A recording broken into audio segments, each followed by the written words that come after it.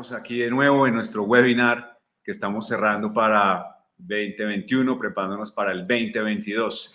Este es un webinar en una mirada desde la gestión, la tecnología y el marketing para firmas de estudio y estudios legales. Hoy nos acompaña un quórum muy especial. Estamos con Marisol Rubio, socia en Chile de Jericho Associates, responsable de directores internacionales, licenciada en Derecho por la Universidad de Buenos Aires, con formación en Marketing por la Universidad de Londres y en Marketing Digital por el Digital Marketing Institute de Irlanda. En su vertiente legal ha trabajado para el sector público y el sector privado en despachos de la talla de Marval o Farrell Mayral.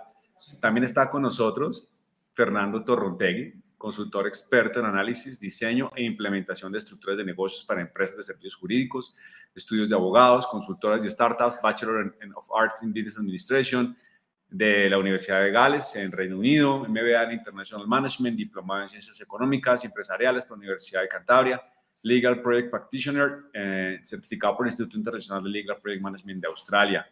También está Violeta Merladet, quien es gerente general de Estudio Linares, abogados, también es Legal Project Practitioner, responsable de la gestión integral del estudio Linares en Perú, administración, gestión de personas, manejo de la comunicación, servicio al cliente, entre otros, del cargo de la información financiera y tributaria y del debido cumplimiento del ISO 9001 y 2015, también de la implementación de programas de compliance. Eric Vázquez, fundador y CEO de Consulting.mx, consultor experto en implementación de tecnología para estudios de abogados y áreas legales, graduado del Instituto Tecnológico de Estudios Superiores de Monterrey, ITESM, con un diplomado en Project Management Professional, preparación para el PMI y es licenciado en Ciencias de la Computación y de la Administración.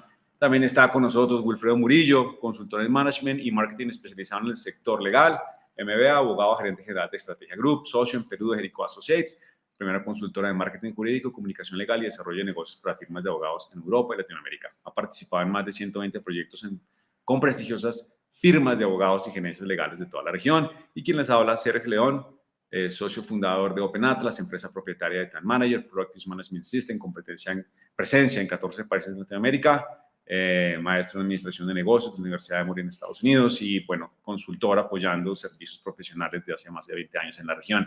Un gusto, pues damos la entrada, después de esta presentación de este talentoso quórum, damos la entrada a Fernando Torrontegui y Violeta Merladet. Hola Fernando, hola Violeta, ¿cómo están? Hola, ¿qué tal? Hola, hola, muy buenos días a todos. Buenos días a todos. ¿Cómo está todo Perú? Aquí. Muy bien, gracias. Todavía frío por acá, pero bueno. Bueno, excelente. Pues les cedo la palabra para que por favor nos ilustren en este módulo de gestión para firmas legales. Claro. Muy bien. Bueno, pues os vamos a presentar unas pequeñas slides en las que vamos a interactuar Violeta y yo. Y bueno, en principio voy a hablar un poco de lo que toda empresa de servicios jurídicos, al igual que toda organización, pues tiene tres objetivos primordiales. Una es que su producto sea deseable, que además de eso sea rentable y después tener una cartera de clientes que le dé sostenibilidad en el tiempo. Esos tres objetivos los podemos tener todos a nivel empresarial y además eso se interrelaciona con tres niveles, que es el nivel de clientes, el nivel del mercado legal y a nivel de estudio. ¿De acuerdo? Todos estos objetivos y los niveles entre sí tienen algo en común, que son los factores que veis ahí, como son las creencias y los valores de los clientes en cuanto a la deseabilidad, en cuanto a la rentabilidad, por ejemplo, los ingresos o los costos, en cuanto a la continuidad en el tiempo, sobre todo en esta época, todo el tema de la adaptabilidad, que es, me refiero a ellos justamente, ingresos, costos y adaptabilidad, porque como vamos a ver en la siguiente slide, es de lo que vamos a tratar sobre las 10 tendencias.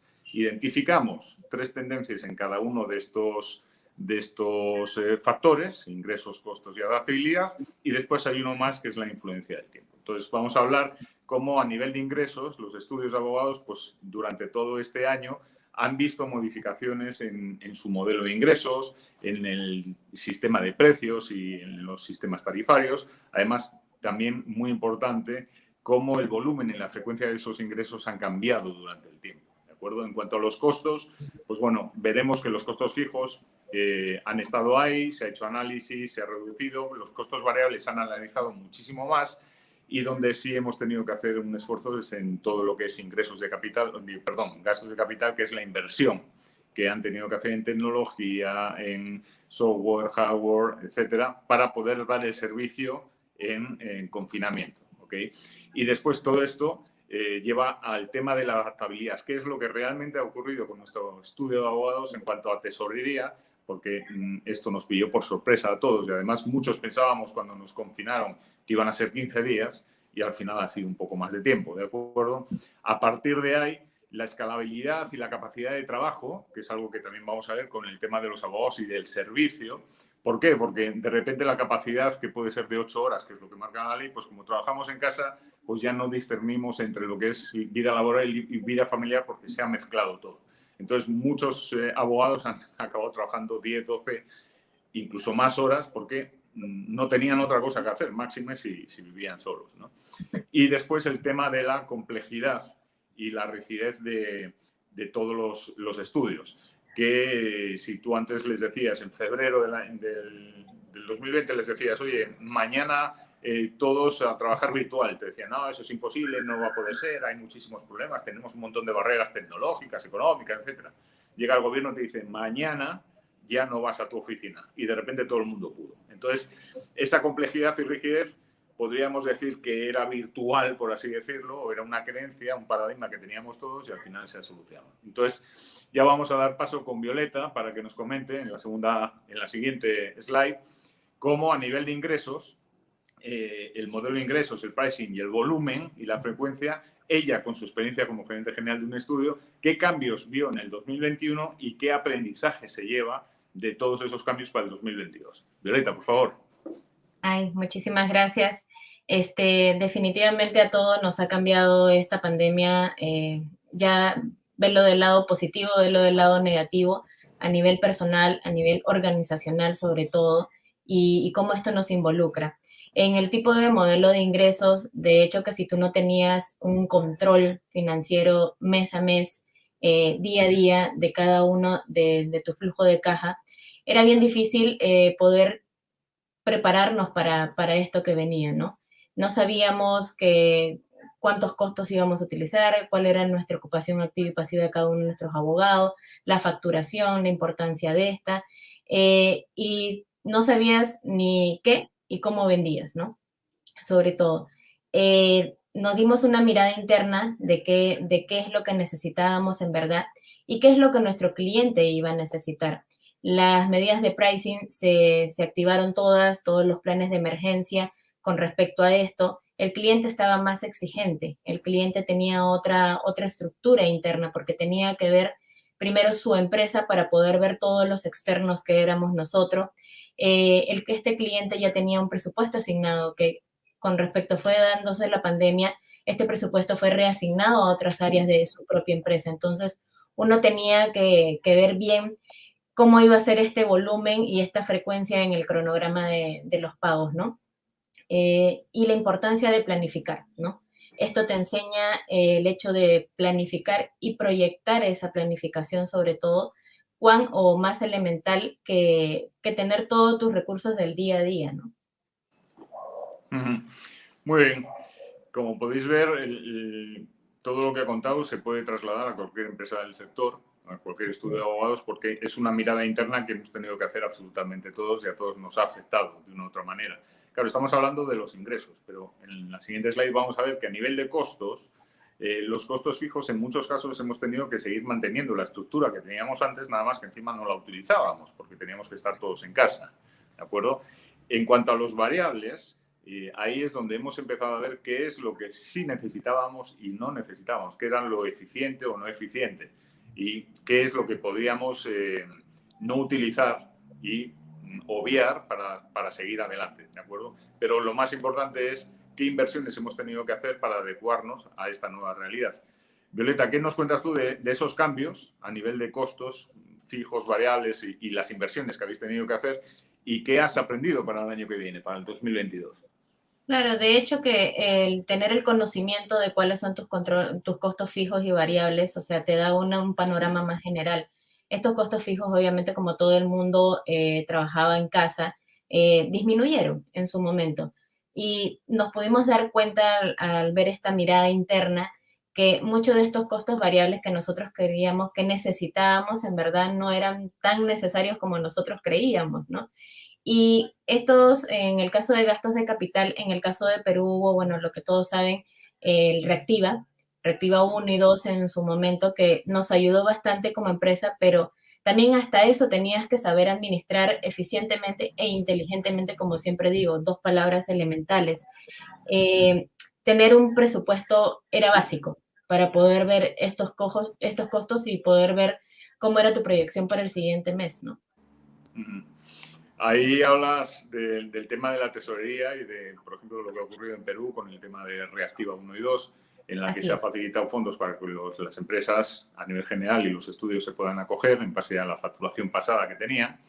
Y en el siguiente slide ahí hablamos de la adaptabilidad, y este es uno de los factores que también ha ayudado para el tema de la adaptabilidad, que es que el gobierno y las entidades han apostado por echar una mano a las empresas para que puedan salir adelante. Entonces, el tema de la tesorería es lo que hablábamos antes, que nos hemos encontrado de repente con que igual teníamos muchas facturas en cobranza, el dinero que ya estaba facturado y del que ya habíamos pagado los impuestos, por ejemplo, en vez de estar en nuestra cuenta, estaba en la cuenta de nuestros clientes, y no nos preocupábamos porque hasta ese momento estábamos bien, pero de repente ya no estábamos bien, y ahí sí se crean tensiones de tesorería.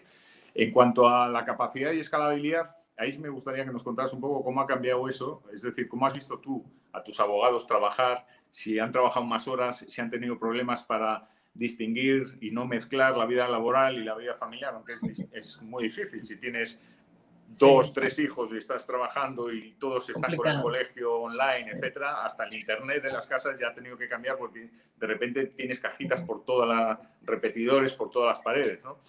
Y en cuanto al servicio, pues también ha cambiado, porque antes los clientes querían verte en tu oficina, y ahora los clientes no van a tu oficina ni locos, porque de repente se han dado cuenta de que es mucho más eficiente tener 3 o 4 o 5 reuniones de Zoom en una mañana y no tener ningún problema. Y ahí es donde entra el tema de la complejidad y rigidez de la organización. Como el castillo de naipes, que parecía que era súper rocoso y súper duro y rígido, se rompió de un día para otro y se pudo hacer todo. ¿Qué nos cuentas con respecto a esto y sobre todo qué hemos aprendido? ¿Qué has aprendido de esto? No, de hecho que tener como un análisis predictivo, o sea, era como que tener tu bola mágica y poderte imaginar qué iba a suceder, ¿no? Súmale eso una incertidumbre que había de salud, incluso de salud mental bien importante.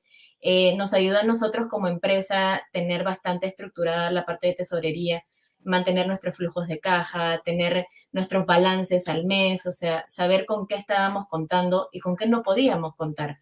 Esto de Reactiva nos ayudó a todos, a unos más que otros, definitivamente, pero te ayudó a tener un control de qué es lo que ibas a necesitar. En el caso de la capacidad, yo diría que este es un punto elemental porque el abogado como centro y motor de toda la empresa, por lo menos para nosotros, era parte fundamental, ¿no?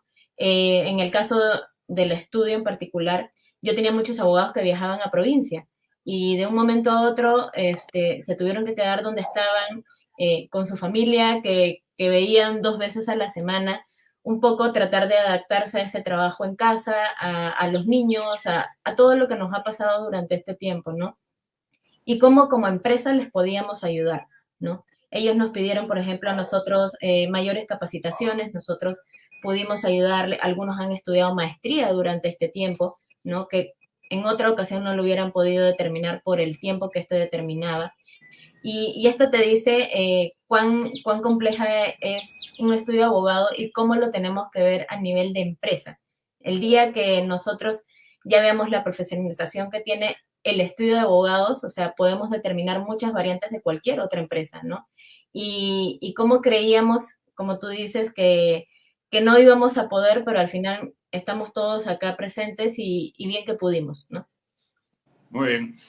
Bueno, pues finalmente tú has hablado ya de los abogados, que al final son el eje central de todo el negocio, ¿de acuerdo? Entonces, en la siguiente slide ya ahí planteamos la influencia del control del tiempo, porque los estudios de abogados son intensivos en tiempo y en conocimiento, que es lo que se provee al cliente, ¿de acuerdo? Entonces, claro, el control del tiempo a través de software, como Time Manager, por ejemplo, pues muchas veces se ve como una obligación, ¿de acuerdo? Cuando en realidad debería ser por parte del abogado, verlo como una necesidad de saber dónde está, de tener referencias, porque además el que gestiona su tiempo y el que gestiona lo que hace es él, no el estudio en general. Él es el primer agente que pone la buena calidad y los datos que realmente son necesarios para tomar las decisiones. Entonces, tiene que ser un recurso y una herramienta, no una obligación. ¿Cómo lo ven tus abogados dentro de tu estudio y tú misma? Al principio, obviamente, costó bastante, ¿no? Costó bastante por este mismo perfil que tiene el abogado a los cambios, ¿no? A que le muevan el piso en cualquier nueva idea. ¿Cómo nos ayudó a nosotros? No que lo vean como un control de qué es lo que estás haciendo, qué no estás haciendo, ¿no? Sino más bien como una necesidad, y necesidad para ver si tú tienes sobrecarga de trabajo. En algunos casos era evidente, en otros casos teníamos bastante tiempo de ocio que se podía utilizar para otros recursos que necesitaba la empresa, incluso para recursos personales de cada uno de los abogados, ¿no?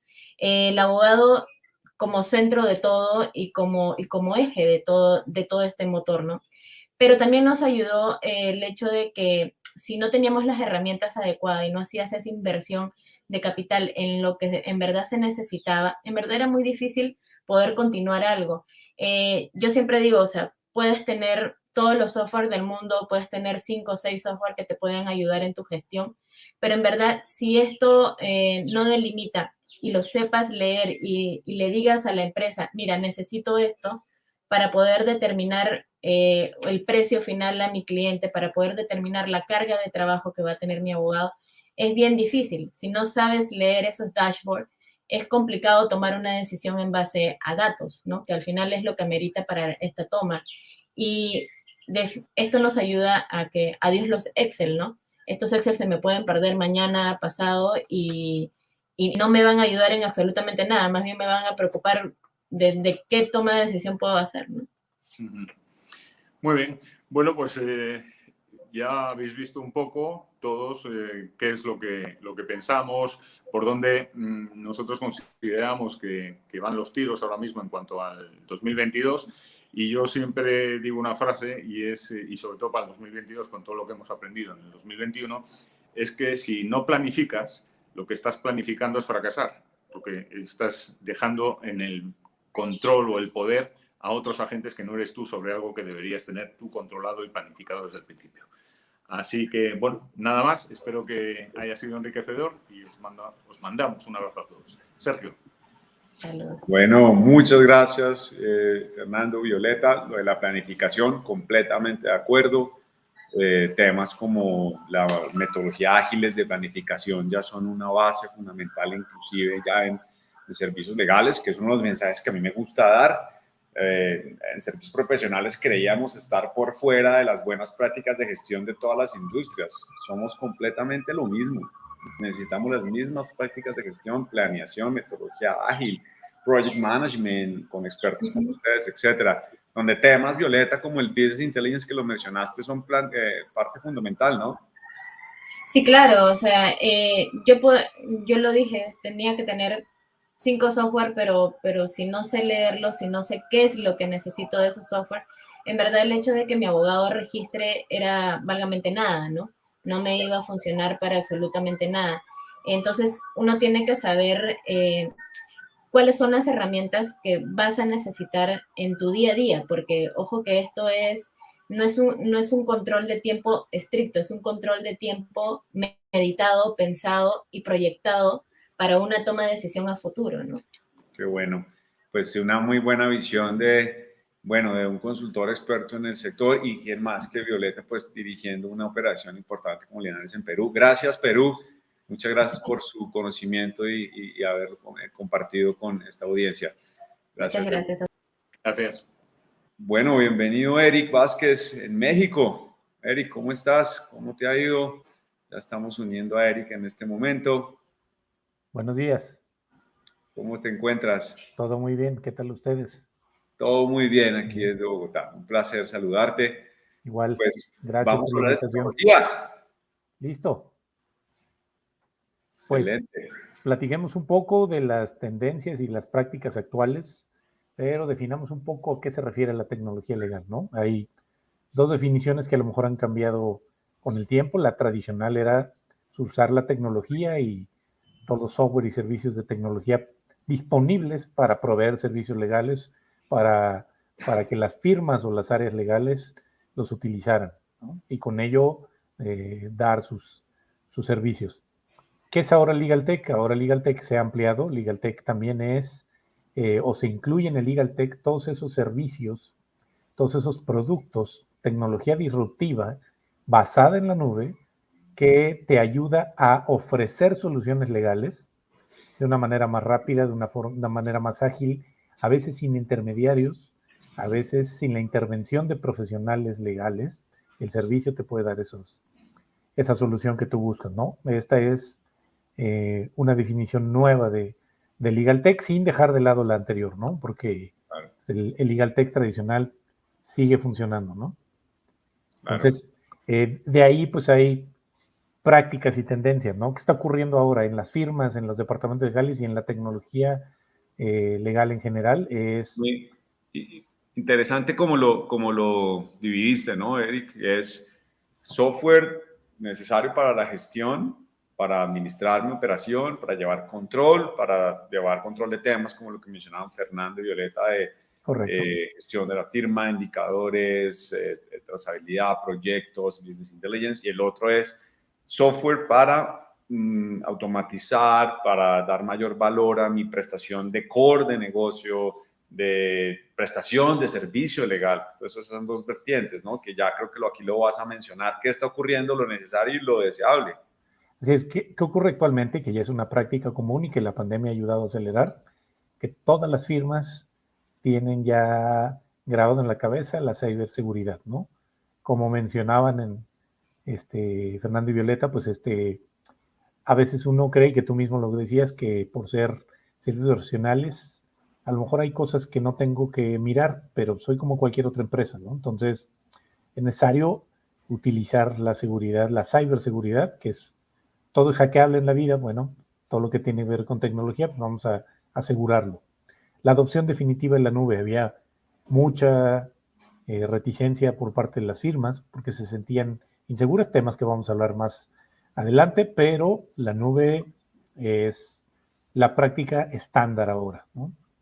Claro. Por supuesto, y como lo mencionaba Violeta, sistemas integrales, ¿no? Sistemas que tienen toda la información que yo necesito para la firma. ¿De qué sirve que yo tenga muchas aplicaciones si no tengo toda la información que necesito y no la puedo conjuntar o no la puedo integrar, ¿no? Y de ahí también algo que mencionaron anteriormente, Business Intelligence o Analytics. ¿Qué está sucediendo? ¿Qué parámetros, qué mediciones, qué métricas tengo que alcanzar o que estoy consiguiendo en este momento? Bueno, para eso necesito analizar, necesito esa información, necesito las herramientas que me permitan allegarme de esa información y además organizarla, analizarla y distribuirla de acuerdo a la necesidad que tengamos en la firma, ¿no? Creo que ya finalmente el mercado maduró, Eric, y el tema de la adopción de la nube, finalmente Latinoamérica lo entendió, se terminó con ese temor de que si yo no tenía el servidor aquí donde yo lo veía en la oficina, entonces no era seguro. Se entendió que pues las grandes empresas que proveen los servicios nube como Azure, como Amazon Web Services, pues tienen presupuestos de billones de dólares para infraestructura de seguridad que pues las firmas no pueden cubrir. Así es. Para mitigar riesgos. Eso se logró. ¿Cómo lo ves en México? También está, me imagino que también ya súper permeado el tema. No, yo creo que en general en toda Latinoamérica ya está permeado, y yo te diría que firmas nuevas inician así. Y las firmas grandes ya lo hacen porque es una práctica estándar y además es un tema de reputación también, ¿no? O sea, siempre se escuchará mejor saber que yo tengo servicios en la nube, en grandes proveedores de tecnología y de seguridad, a que sigo teniendo mi data center, ¿no? Claro. Entonces, eso creo que ya es una práctica estándar y que la pandemia ayudó a acelerarlo, ¿no? Y que pues ahora con la pandemia, exactamente, un sistema de gestión integral pues te da al gerente, al socio, ahora que estamos en home office, mayor parte y que se quedó, pues es totalmente, yo creo que esos sistemas de integrales de gestión están ocurriendo y son necesarios, está como en los dos buckets, sumado a Analytics, como tú lo pusiste ahí, es si no hago hablar a mi firma, pues estoy tomando decisiones no informadas, que la idea es que tengo que tomar decisiones informadas, ¿no? Así es, yo creo que ya que está ocurriendo porque ya es irreversible la práctica, ¿no? Entonces, es necesario, sí, pero ya está en el camino es obligatorio tenerlo, tengo que tenerlo ya, ¿no? Entonces, no es un buen deseo, es una necesidad imperativa, ¿no? Y de ahí tenemos los que sí son necesarios, que están empezando a ocurrir, que algunos ya son prácticas más comunes, como tener conexión, soluciones, ¿no? El Machine Learning, bueno, es algo que está sucediendo también, que ya se utiliza mucho, que ya hay muchas aplicaciones que lo que hacen es, voy aprendiendo de la información que voy recopilando de lo que está sucediendo en el medio legal y voy proveyendo ciertas recomendaciones o ciertas soluciones para los abogados, ¿no? Y por supuesto, los smart contracts.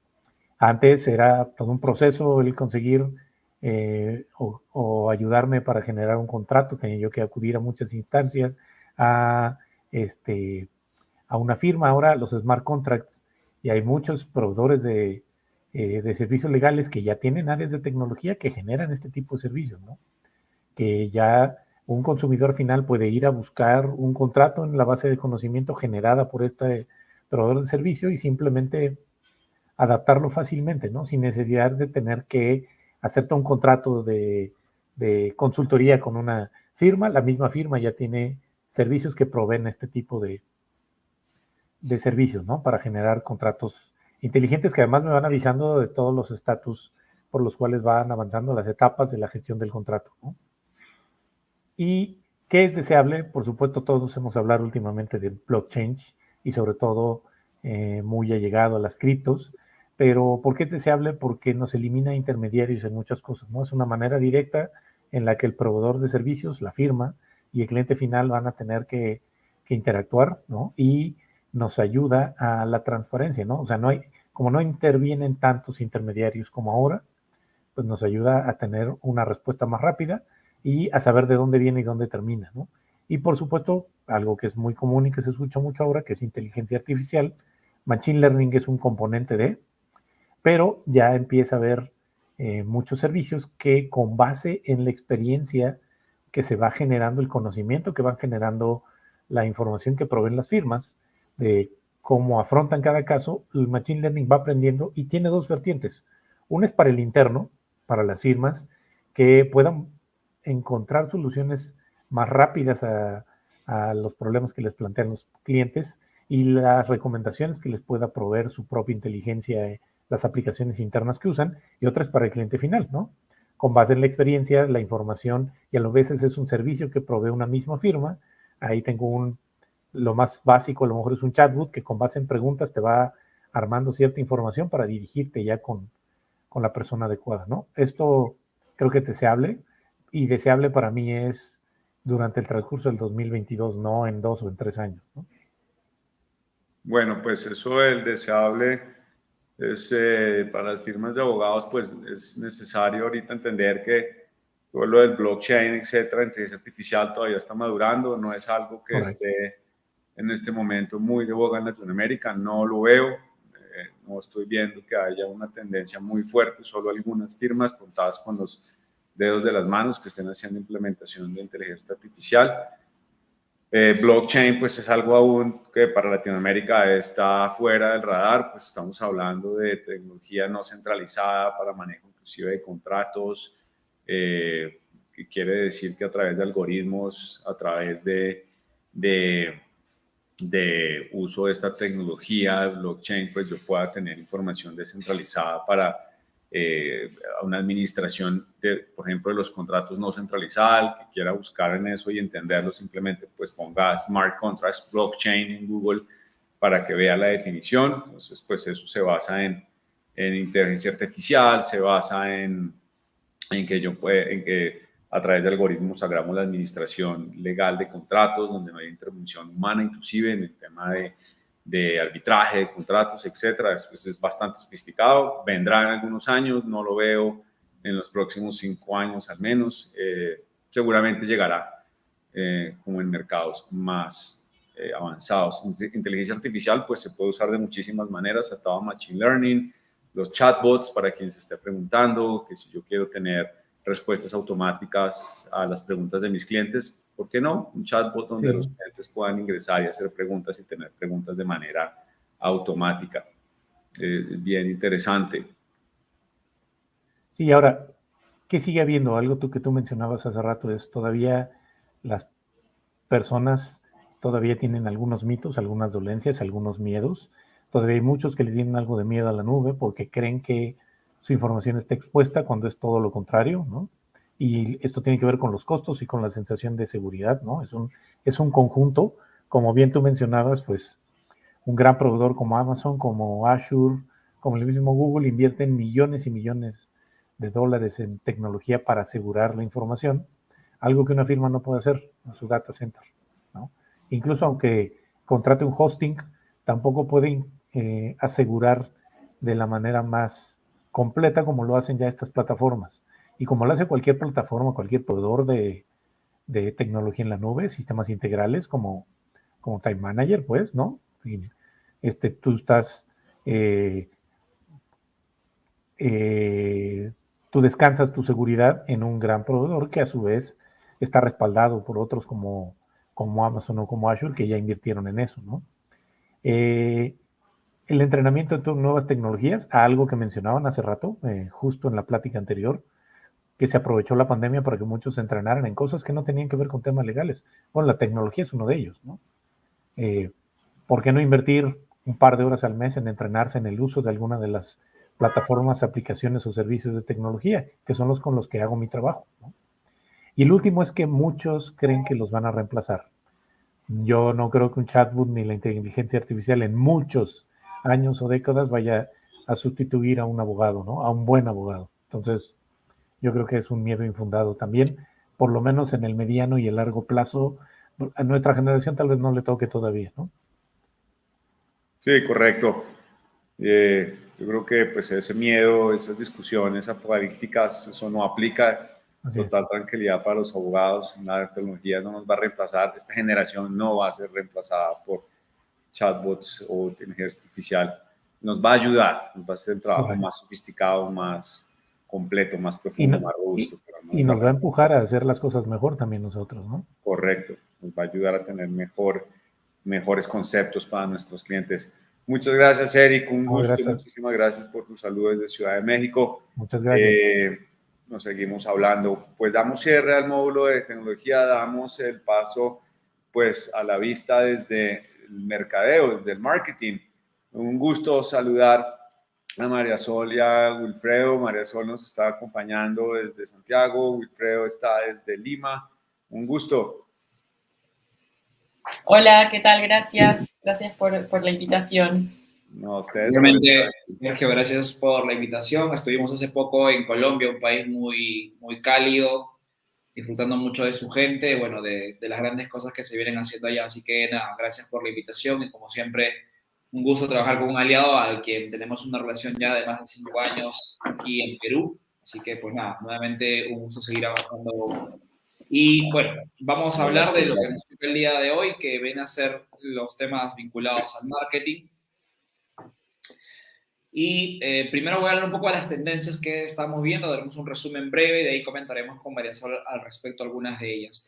Una de las cosas que vemos como una tendencia es que ya se está hablando de la profesionalización del marketing y cómo se ve reflejado esto básicamente en 2 temas. El uso de indicadores, ya las firmas están utilizando mucho el tema de los indicadores para las acciones de marketing, es una tendencia que se está estandarizando, así como el tema de la estructuración de equipos. Hace poco vimos a nivel regional una firma mundial en Latinoamérica armó un equipo muy fuerte, jalándose gente de otras firmas locales para armar un equipo bastante fuerte. Entonces estamos viendo que cada vez más se está invirtiendo en la estructuración de equipos. Ese es un factor importante porque antes los equipos de marketing eran equipos muy pequeños o era visto una sola persona o a veces era puesto alguna persona a cargo, algún practicante o algún abogado que pudiera tener conocimiento. Otra de las tendencias que estamos viendo, importantísimo, es el tema de el uso de las plataformas digitales disponibles. Y cuando hablamos de plataformas digitales disponibles, no estamos hablando solamente de redes sociales, entiendes que estamos hablando del ecosistema, el ecosistema digital. Esto ya se está viendo como una tendencia. Hoy las firmas ya dejaron de solamente utilizar redes sociales como canal de difusión o de posicionamiento y hoy están utilizando todo, incluido hasta el WhatsApp.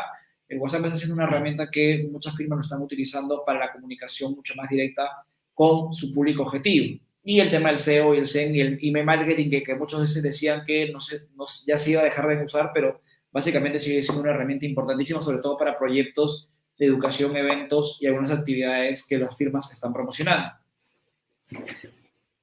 Otra tendencia es que a raíz de esto que hemos visto, las firmas han empezado a entender que el marketing es un área fundamental en la estrategia de negocio. Antes era visto como un acompañante, un área accesoria, y sin embargo hoy están mirando a entender cuáles son las tendencias del marketing para poderlos poner o incluir dentro de la estrategia de negocio. Una cuestión que está siendo muy importante como tendencia es que las firmas ya están mirando cada vez más al área de marketing como un área fundamental.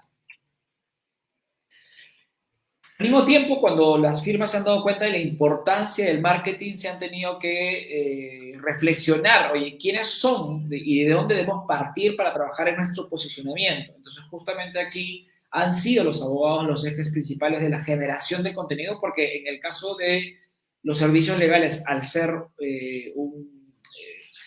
un área, un core de negocio donde se vende confianza y lo que se vende finalmente son el conocimiento y la especialización que se puede tener, son los abogados los llamados a generar principalmente el contenido. Y aquí se trabaja mucho el tema de la marca personal y la marca corporativa, cómo el potencial, la marca personal de un abogado puede impactar muchísimo en la marca corporativa y viceversa, cómo el trabajo de una buena marca corporativa hace que todos sus abogados sientan una gran representatividad. Entonces, una tendencia importantísima es esta unión entre la marca personal y la marca corporativa y cómo cada vez se ve más el tema de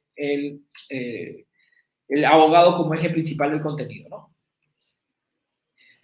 De la mano con lo que venimos conversando es la reflexión de desde dónde deberíamos partir a nivel de marketing, si debemos partir de la planificación o solamente acompañamiento. Una tendencia importantísima es que las firmas hoy más competitivas están utilizando al marketing en sus dos facetas. En la fase de planificación, es decir, todo lo que vamos a hacer para el 2022, ya las áreas de marketing han tenido que estar involucrados, colocando un poco las tendencias de mercado y todo lo demás. Y en la fase de acompañamiento, el tema de hoy casi ser unos directores en cuanto a qué estamos logrando en función a las estrategias y un acompañamiento mucho más cercano al abogado, cosa que antes no pasaba. Antes simplemente a marketing le llegaban las cosas. No, hoy es un acompañamiento mucho más cercano y una retroalimentación permanente de las cosas que los abogados quieren hacer o la firma quiere desarrollar, tomando en cuenta la planificación que se ha planteado. Y un tema que también se ha vuelto tendencia es el marketing y el propósito de la firma. Hoy hablamos ya de un marketing con propósito, hoy hablamos de empresas con propósito.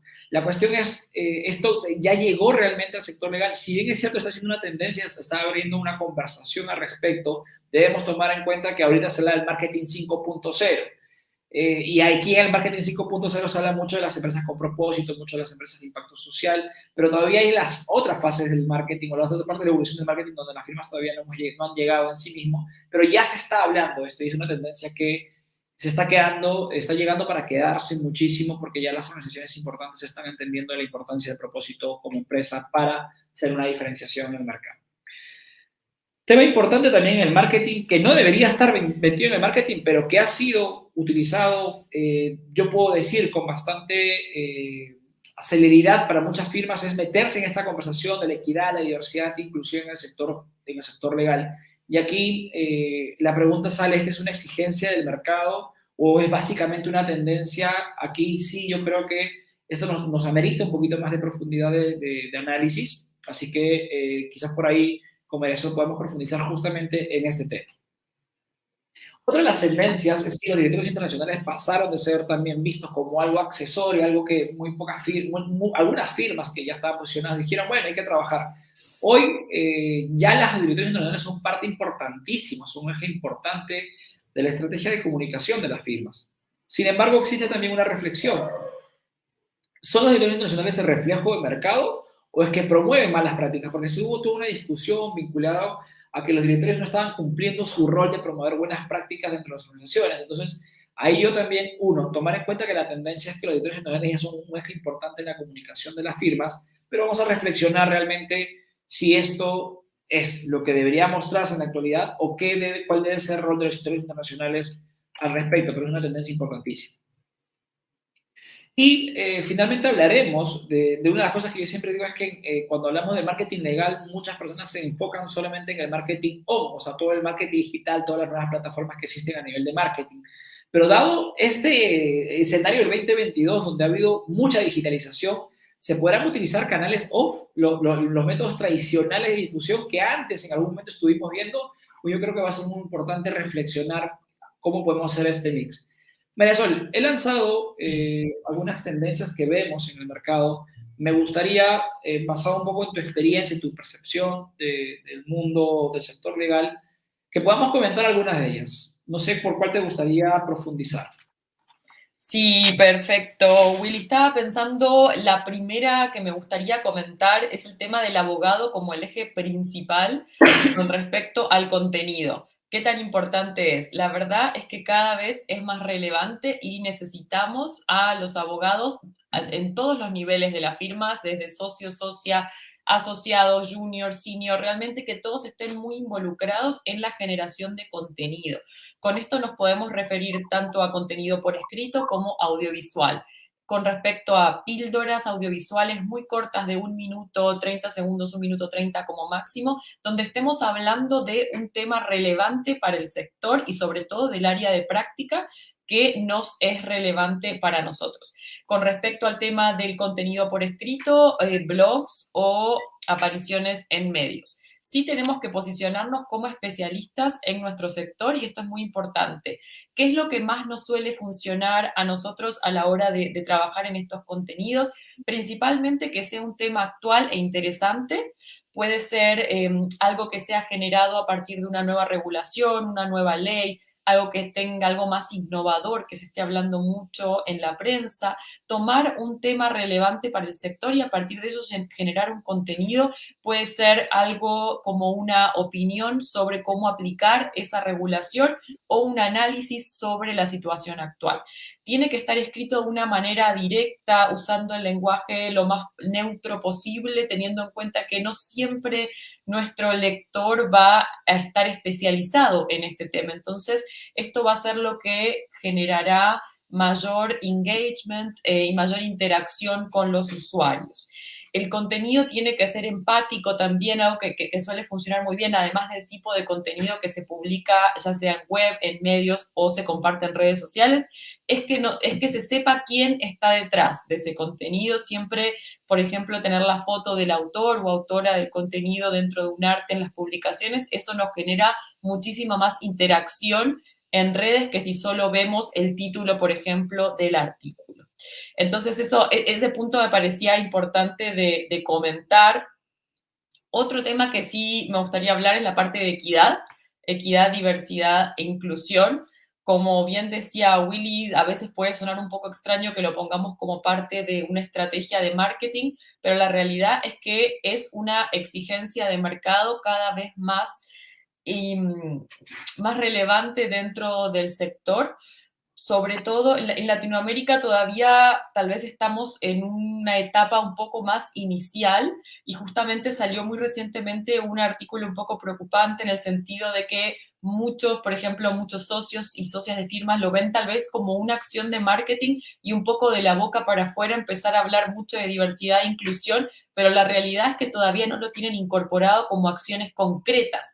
Entonces, esto sí es muy importante ser coherentes con lo que estamos diciendo y con lo que estamos haciendo. De poco sirve tanto en temas de, por ejemplo, trabajo pro bono, como en temas de diversidad e inclusión. De poco va a servir finalmente decir que estamos haciendo determinado trabajo si después eso es incomprobable en la realidad. Entonces, son acciones que son necesarias porque es realmente lo justo que se debe hacer.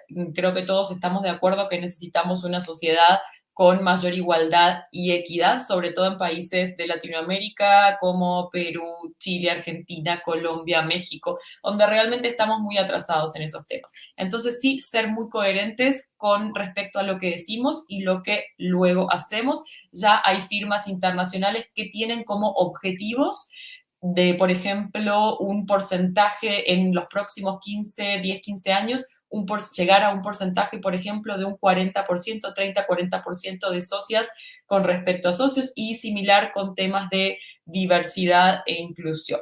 Entonces, esto lo vemos como realmente objetivos concretos. Con respecto también a directorios internacionales, creo que es otro punto importante para mencionar. Ahí nos preguntábamos si es un reflejo del mercado o finalmente un promotor de malas prácticas. En mi experiencia trabajando dentro de un directorio internacional y hoy en día asesorando firmas que quieren mejorar sus posiciones en los rankings, mantenerlas o ingresar por primera vez, lo que vemos en los rankings es que sí son un reflejo del mercado y reflejan una realidad. Es probable que no reflejen la totalidad del mercado o el 100%, pero ellos lo que siempre dicen es que aquellos que son prestigiosos y que realmente tienen un sistema de investigación, ellos finalmente reflejan quiénes son los mejores en cada área de práctica y en cada jurisdicción, y no a todos, porque finalmente no todos los que postulan obtienen un lugar en estos directorios. Sí, es un tema clave, también suele ser una exigencia del mercado. Los General Counsel de empresas internacionales suelen poner como requisito que las firmas que los vayan a asesorar tengan algún ranking en uno de estos directorios prestigiosos. Y tenemos el ejemplo, por ejemplo, del sector público en España, que también ha puesto como requisito uno de estos rankings para una firma o despacho que quiera contratar con el Estado en una determinada comunidad autónoma. Como vemos, esto cada vez es realmente más importante y relevante, funciona como también una herramienta de desarrollo de negocio y no es únicamente un tema de reputación o ego de los abogados, como muchas veces se comenta. Correcto.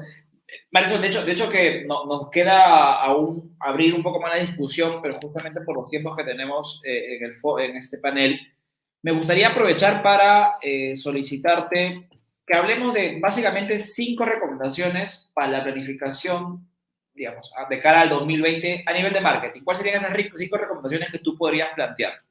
Perfecto. Entonces, la primera, que me parece que es muy importante, es analizar el mercado. No es lo mismo el mercado en el que operemos, cada uno tiene sus particularidades, entonces sí hacer un análisis de desde dónde estamos empezando.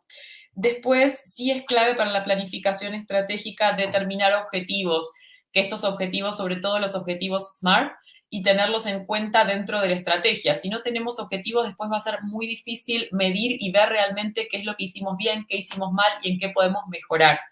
Como tercer punto, y que va a ser muy útil para el tema de los objetivos y la estrategia va a ser calendarizar todas las acciones para todo el año. Después, obviamente, esto no quiere decir que no sea flexible, pero sí es importante tener un calendario con todas las acciones que tenemos previstas llevar a cabo mensualmente.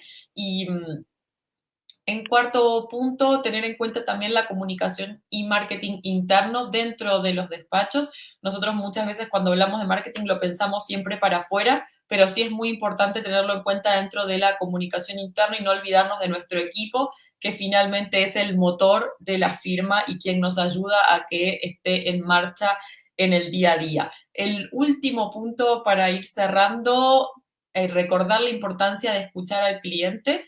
Esto puede ser en el día a día, pero también como un ejercicio de planificación estratégica. Entonces, tenerlo en cuenta, qué es lo que está necesitando y nosotros ser funcionales a la necesidad y anticiparnos a estas necesidades del cliente. Creo que esos 5 puntos van a ser clave de cara al 2022 a nivel de marketing en los despachos. Yo creería ahí, María Sol, simplemente complementar que debemos entender que existen más de 150 formas de marketing y básicamente los estudios suelen utilizar probablemente 5, 4, 3 de ellas a nivel, digamos, desde el marketing operacional, desde el marketing estratégico. Y justo ahora también hablar de la importancia justamente de entender que el marketing tiene que estar muy de la mano desde la planificación, tratar de no solamente sobre un área auxiliar que participe de todo ese tema y quizás yo lo que digo es atreverse a probar, porque los abogados buscan mucho lo seguro y es como que ya, esta estrategia me va a dar cuánto. No, es que se entiende que el marketing es un tema que se tiene que ver de mediano y largo plazo. Por eso yo le pongo ejemplos de firmas que se han posicionado muchísimo a nivel del mercado legal, que han sido un posicionamiento de años donde no han sentido un rédito, pero cuando han empezado a ver coyunturas como las de ahora, se han visto como su posicionamiento hace una fortaleza importantísima justamente para el proceso de consolidación. Pero bueno, nada, gracias María Sol por compartir conmigo estas ideas y Gracias. pues ahora estamos en un panel abierto con todos nuestros demás copanelistas. Gracias, María Sol, desde Chile. Gracias, Wilfredo, desde Lima. Buenísimo, súper interesante. Voy a lanzar algunas preguntas que nos han llegado pues, en el webinar. Creo que esto va para Fernando y Violeta y dice, dentro de las 10 tendencias de gestión, se habla del mercado legal y la rivalidad. ¿Cómo hacer el diferencial entre las demás compañías para lograr sobresalir? Si me permites, yo puedo comenzar. Creo que desde el punto de vista de esta pregunta, hay que ver el estudio de abogado como una empresa, ¿no? Que ya era lo que había dicho. Y como una empresa como tal, tiene que tener un valor diferencial, un valor agregado en comparación con otra empresa.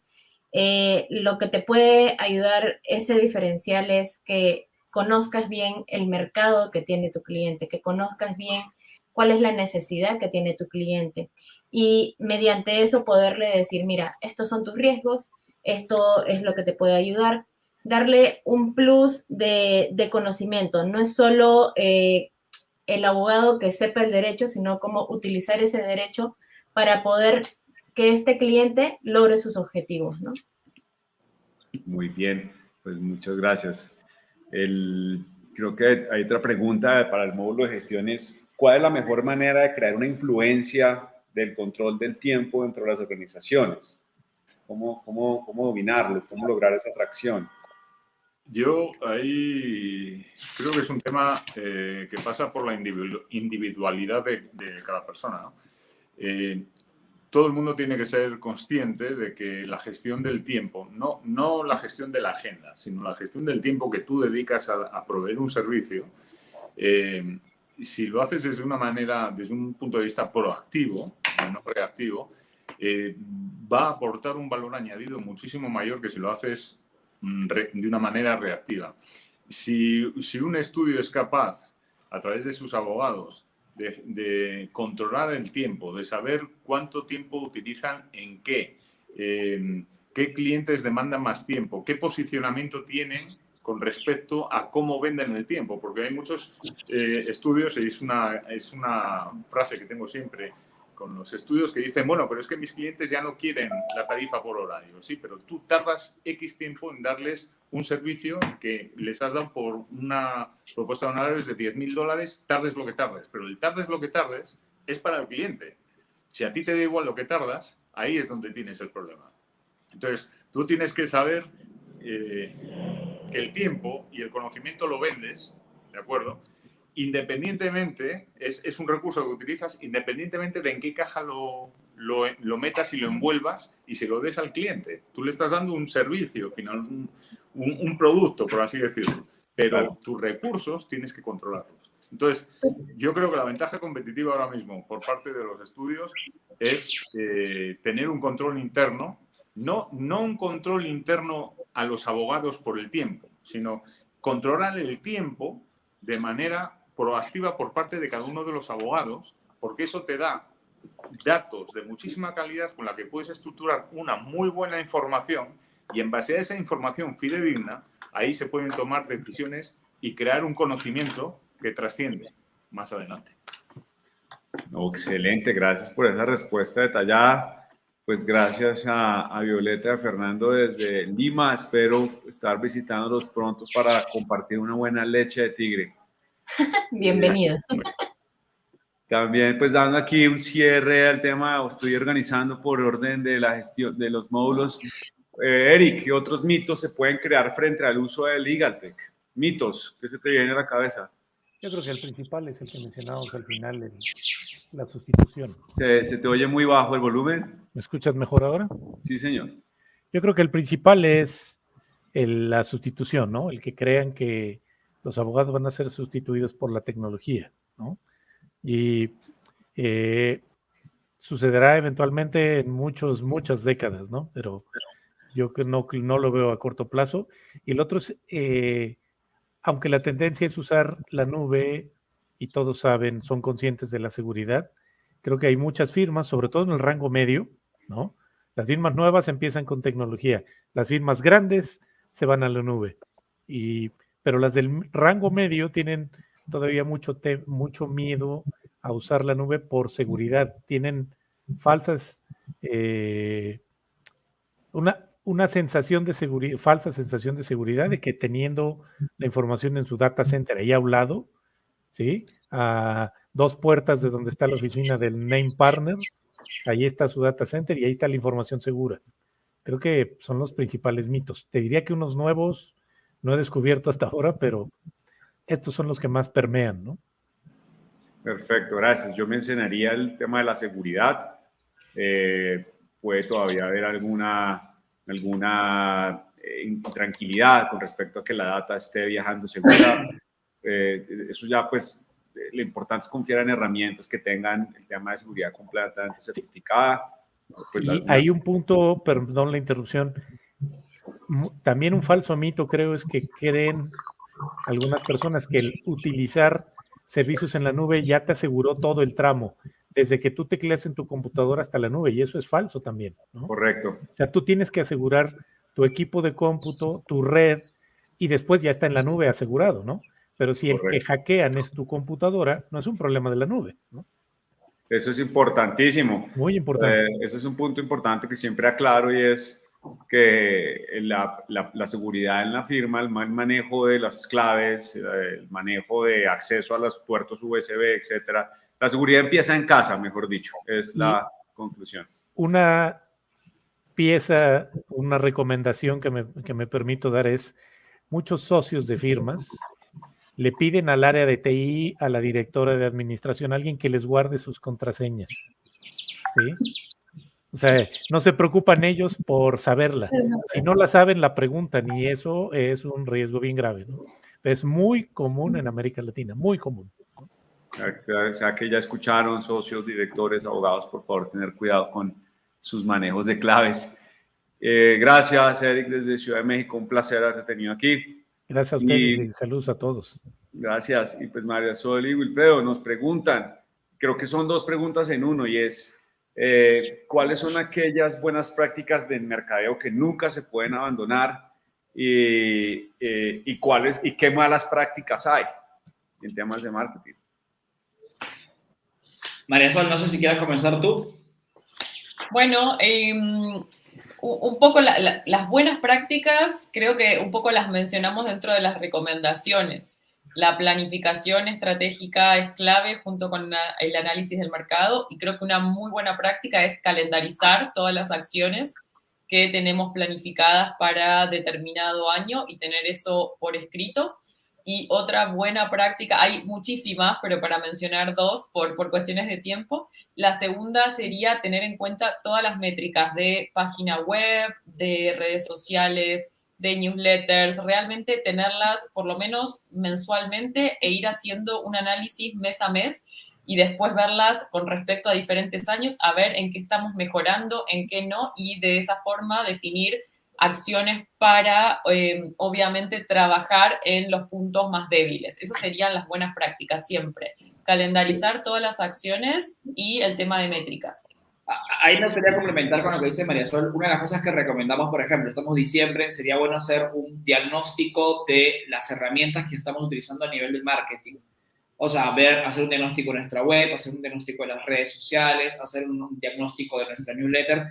Un diagnóstico en el sentido de saber qué se puede mejorar. Es una buena práctica que normalmente se debería hacer cada 6 meses, pero ahora que es fin de año sería bueno trabajar en eso. Otra buena práctica tiene que ver con la percepción de marca, saber realmente qué es lo que hemos comunicado a lo largo de este año para saber cómo lo estamos posicionando y hacer una validación del mercado. Uno de los problemas que suele pasar es que nos percibimos de una forma, pero el mercado nos percibe de otra forma. Entonces ahí sí sería bueno que por lo menos estemos pensando de cara a la planificación, hacer un pequeño estudio de mercado, de saber cómo estamos, cómo nos perciben, para ver si esto realmente acompaña o no las estrategias que venimos trabajando.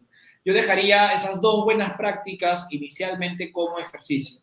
Ahora, de malas prácticas, justo antes de iniciar, cuento varias. O sea, uno que María Sol siempre dice, el tema de la congruencia entre lo que comunicamos y lo que realmente hacemos, ¿no? Como puede ser que te presentes como el estudio más innovador con mejores condiciones para trabajar, pero después aparece un correo de un socio llamándole la atención 5 de la mañana a un practicante porque no hizo el trabajo, o en la comunicación interna que tratas tú pues de tu firma está teniendo un problema que es visible, que es a nivel nacional, y mandas un comunicado interno a tu cliente diciendo que no, lo que tienes es un problema administrativo menor.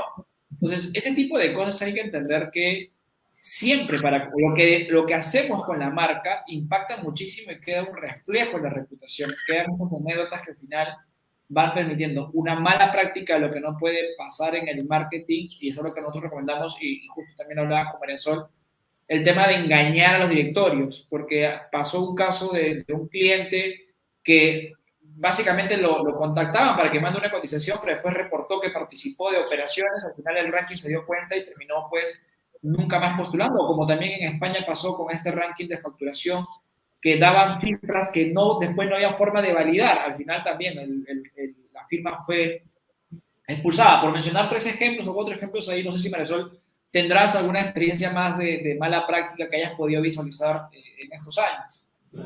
Tal vez una mala práctica un poco menos grave con respecto a mentir, por ejemplo, en las transacciones, podría ser presentarlo fuera de plazo. Presentar, por ejemplo, submissions fuera de plazo.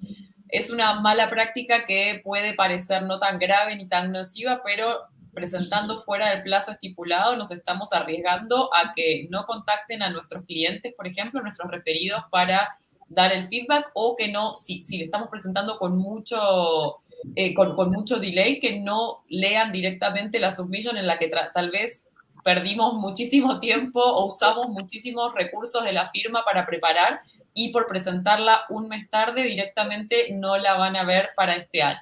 Más aún teniendo en cuenta que, por ejemplo, los directorios y los rankings se publican habitualmente una vez al año por una investigación que hace en todo el año anterior. Entonces, por no presentar en la fecha, podemos estar perdiendo realmente la posibilidad de obtener un lugar o mejorarlo, o incluso podríamos perderlo si ya lo tenemos por no presentar a tiempo. Así que eso sí es algo a tener en cuenta. Sergio, solamente hay 10 segundos. Mala práctica que también vemos mucho es que los abogados a veces creen que deben publicar a cualquier hora, en cualquier momento, cualquier día del año. Y no, por favor, sugerencia, lean sus métricas. Hay horas para publicar, pero tampoco no es que agarren un informe de una empresa. No, cada estudio, cada empresa tiene su audiencia, cada audiencia se comporta de su forma peculiar. Empiecen a leer sus métricas para saber en qué horario es mejor publicar, qué día es mejor publicar y qué contenido le interesa más a su público objetivo. Básicamente eso, para que no estén publicando 12 de la noche, que a veces me llegan notificaciones. Pasa. Sí, 12 de la noche, como ya es ahora solamente los que estamos metidos en esto, estamos viendo todo el tiempo redes, ¿no? Pero suele pasar ese tipo de cosas. Muy bien. Bueno, no, pues muchas gracias. Creo que con eso cerramos una muy buena sesión. Gracias a todos, María Sol, Violeta, Wilfredo, Fernando, Eric, un gusto haberlos tenido aquí. Una muy feliz Navidad para todos, un próspero año 2022 y bueno, seguiremos en el camino encontrándonos para este tipo de eventos y un abrazo para todos. Igualmente. Gracias. Gracias. Y unas felices fiestas. Chao. Gracias. Ustedes también.